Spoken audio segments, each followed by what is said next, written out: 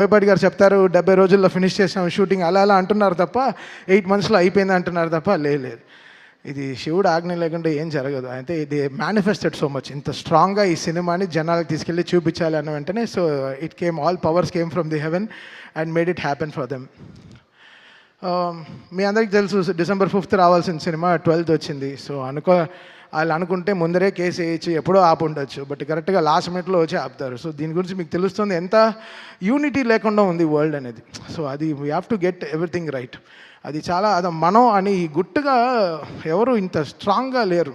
అందరూ everybody is like మందే, మనమే, నాదే, నేనే అని ఉంటున్నారు. అది కాదు, ఇది మనం అని వచ్చేటప్పుడే అన్నీ కలుస్తాయి, అన్నీ ఎవ్రీథింగ్ విల్ ఫామ్. మనం ఇది మనది అన్నప్పుడే it will have that shine.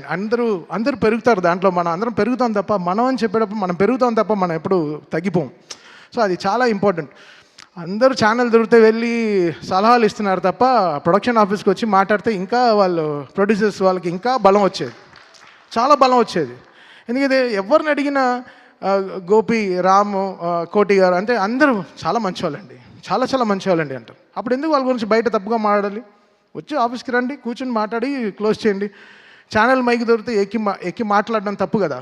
అందరూ ఎక్కడికి వెళ్ళి ల్యాండ్ అవుతుంది అనేది చూడాలి. సో ఇండస్ట్రీలోనే ఒక యూనిటీ లేదు. మీరు అందరు కలిసి ఉండే సమయం వచ్చింది. ఈ పాటికి మీరు అందరూ చాలా గట్టిగా కూర్చుని ఒక సినిమా రిలీజ్ అవ్వాలంటే అందరూ కష్టపడి అందరం కలుస్తూనే ఒక సినిమా రిలీజ్ అవుతుంది.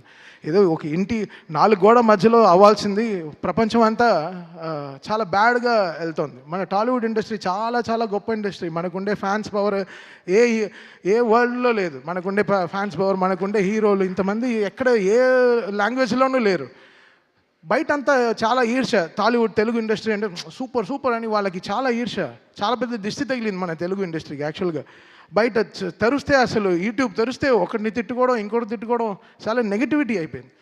అది కాకుండా మనందరం కలిసి నిజంగా అందరం ఒక యూనిటీగా ఎవ్రీ సినిమా నా సినిమానే.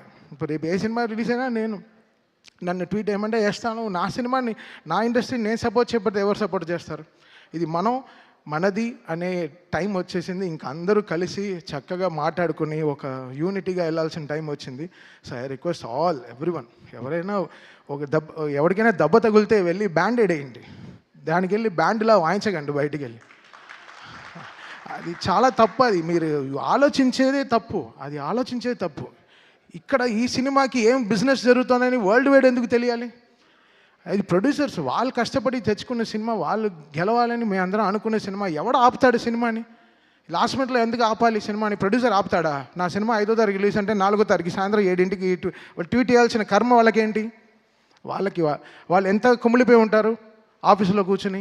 వాళ్ళు ఎవరైనా ఆలోచించారా? వాళ్ళకి ఒక ఫ్యామిలీ ఉంది, వాళ్ళకంటూ ఒక మనుషులు ఉన్నారు, వాళ్ళు నమ్మి పిల్లలు ఉన్నారు. ఎవరైనా ఆలోచించారా?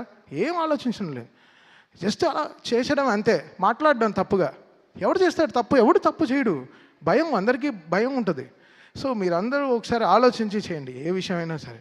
అది చాలా ఇంపార్టెంట్. ఊరికే జరగదు కొన్ని విషయాలు. బట్ ఏమున్నా ఇది ఎప్పుడొచ్చినా అయితే ధైర్యంగా ఉన్నాం. ఎప్పుడొచ్చినా ఈ సినిమా బాక్సులు బద్దలవుతాయి, స్పీకర్లు పేలుతాయి, కాలుతాయని మాకు తెలుసు. సో మేము ధైర్యంగానే ఉన్నాం. బికాస్ మనం దేవుడిని నమ్ముకుని వెళ్ళాం. సో ఒకరోజు దర్శనం దొరుకుతుంది, లేకపోతే 1 వీక్ తర్వాత దొరుకుతుంది. ఈ 1 వీక్ తర్వాత మీకు అందరూ దొరికింది. ఈరోజు మీరందరూ చాలా దీన్ని పెద్దగా చాలా దీన్ని మీరు రెస్పెక్ట్ చేసి ఈ సినిమాని అందరూ ఈరోజు ఫ్యామిలీస్ అందరూ వెళ్తూ థియేటర్ చూస్తుంటే నాకు చాలా హ్యాపీ అనిపించింది. ఇది ఎందుకు? బికాస్ ఒకరు కష్టం కాదు దీంట్లో. ఒక సినిమా జరగాలంటే ఒక మినిమం 2000 మంది పనిచేస్తే కానీ ఒక సినిమా రిలీజ్ అవ్వదు. అది ల్యాబ్ నుంచి ఎవడో ఎంతో కష్టపడితే కానీ ఒక సినిమా రిలీజ్ అవ్వదు. ఇది ఒక మనిషిది కాదు, అందరూ ఇంత టెక్నీషియన్స్. నాతోనే 600 మంది పనిచేశారు ఈ సినిమాకి. 600 మంది ఓన్లీ మ్యూజిక్ డిపార్ట్మెంటే పనిచేసింది. సో ఇంకా కెమెరామెన్ డిపార్ట్మెంట్, ఇంకా ఆర్ట్ డిపార్ట్మెంట్, ఇంకా మేకప్ డిపార్ట్మెంట్ ఎంతమంది ఉంటారు? అందరికీ పాపం అందరూ సంపాదించారు కదా. అందరూ everybody made money, everybody wants to, వాళ్ళ సర్వైవింగే ఇదే కదా.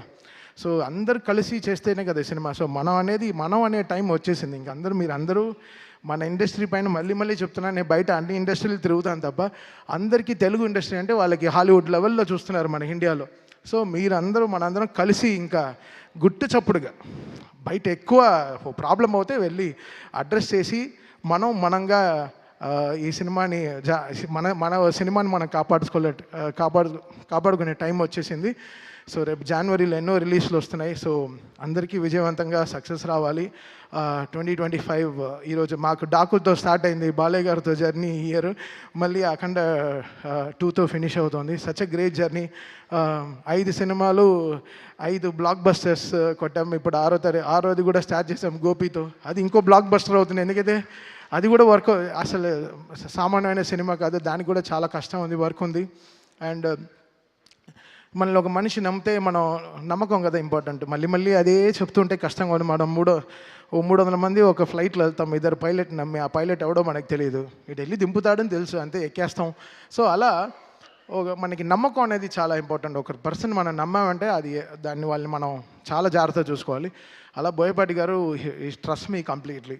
తమన్ గారు ఇది సూపర్ సార్. ఇది ఆయన యాక్చువల్లీ చెప్పుంటే మొత్తం 14 రీల్స్లో 14 రీల్స్ వస్తాం, మొత్తం 9 రీల్లో 2 కరెక్షన్ 3 కరెక్షన్ చెప్పుంటారు. నీకు కరెక్షన్ ఎందుకు రాలేదంటే ఆయన నన్ను నమ్మారు కాబట్టి నేను ఆయనకి జాగ్రత్తగా చేశాను సినిమాని, అంతే. ఆయన నమ్మారు, ఓకే అసలు కరెక్షన్ రాకుండా ఉండాలి అనే లెవెల్లో కొంచెం డిలే చేశాను. నా వల్ల కొంచెం డిలే ఉంది, బికాస్ ఈ అర్థం చేసుకోవడం ఈ సినిమాని ఒక టైం పట్టింది. ఫస్ట్ అఖండ కూడా అదే జరిగింది. ఒక 25 days ఎలా చేయాలి ఆలోచిస్తున్నాను. ఈయనేంటి ఇలా తీస్తారు, ఏంటి ఇంటర్వెల్కే ఇంత ఊపిరి తట్టుకోకుండా చేశారు, ఇంకా 5వ రీల్ 6వ రీల్ 7వ రీల్ ఎలా చేయాలి, అసలు మౌంట్ ఎవరెస్ట్ లాగా ఉండింది క్లైంబింగ్ ఈ సినిమా. సో ఇంత వెయిట్ ఉన్నా ఎలా కష్టపడి ఎక్కేసాం, కొండని ఎక్కి ఫినిష్ చేసాం అనమాట. సో థ్యాంక్ యూ బోయపాటి గారు అండ్ బాలయ్య గారు ఫర్ ద గ్రేటెస్ట్ ట్రస్ట్. దూకుడు నుంచి నన్ను బాగా సపోర్ట్ చేసిన 14 రీల్స్ అండ్ ఓవర్సీస్ రిలీజ్ చేసిన మోక్ష మూవీస్. చాలా సైలెంట్గా ఉంటాడు శ్రీధర్, మా ఇద్దరికి అసలు పడనే పడదు, బట్ చాలా మంచివాడు. Thank you Sridhar, thank you so much. 9th reel గురించి మన ఇద్దరికి చిన్న గొడవలు ఉన్నాయి, చూసుకుందాం తర్వాత. And thanks for everyone. ఈరోజు అందరూ అందరూ ఈరోజు యునైట్ అయ్యాం, చాలా సంతోషంగా ఉంది ఈ సినిమా సక్సెస్ అయిందని చెప్పి. చాలా thanks and thanks to everyone. Thank you Thaman garu, thank you so much. Already మీరు చెప్పేశారు, కాషన్ చేశారు, బాక్సులు బద్దలు అవుతాయని, అదే జరుగుతుందన్నమాట థియేటర్.